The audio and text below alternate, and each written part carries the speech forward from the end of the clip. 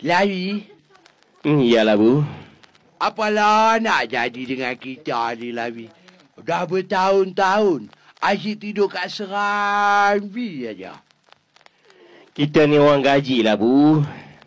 Di mana suruh tidur, tidurlah kita. Nasib baik dia bagi tidur dekat serambi. Kalau dia suruh tidur kat bumbung, maunya jadi monyet. Iyalah, semaunya dia buatlah kita satu bilik. Boleh kita bebas bergerak, boleh kita bebas baring, bebas tukar pakai. Dulu, dia buatkan bilik. Tapi bila Pak Haji tidur, kamu merayap je pergi mengitik si Manisah tu. Itu dulu, Labi. Labi, kalau kau kaya, kau macam Pak Haji tak? Kalau aku kaya, aku tak macam Pak Haji tu. Aku pakai lawa. Pakai necktie. Aku naik kereta besar. Bukan macam kereta tu. Kereta tu marang kerapu kebundin marskeper. Wah. Aku bersandar. Ya. Aku hisap rokok.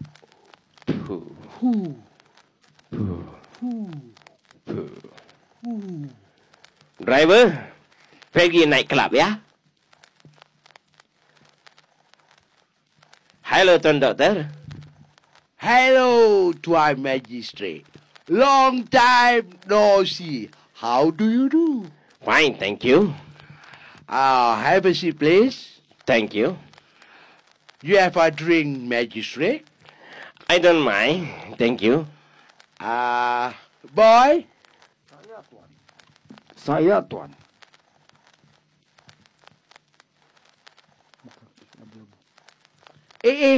Buka kau betul-betul macam Haji Bakhil. Saya belum jadi haji, Tuan. Lain tahun saya jadi haji.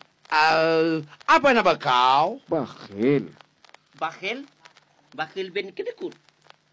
Macam muka tuan kita ya. Mau minum apa, Tuan? Gin and tonic. Baik, Tuan.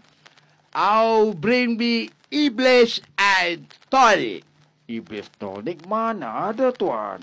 Right. Give me a setan and tonic. Setan lagi tak ada, Tuan. Bring me Haji Bakir and tonic. Get out! Tuan. Get out! Bodoh. Terlalu bodoh. Yeah. How are you, business Tuan Magistrate? You see, sekarang rakyat-rakyat di dalam negeri semuanya sudah insaf dan mereka tidak lagi melakukan perkara-perkara jenayah. Dan pada saya sangat senang kerana tidak banyak court case lah. You know, dan saya sebagai magistrate merasa bangga. And how your business, Tuan Doktor? Oh my God, terlalu susah. Semua kuasa-kuasa besar menggunakan bom nuklear. Nuklear? Oh ya? Dan banyak orange yang sakit. Oh, pity. Sehingga kan saya punya hospital no more bed.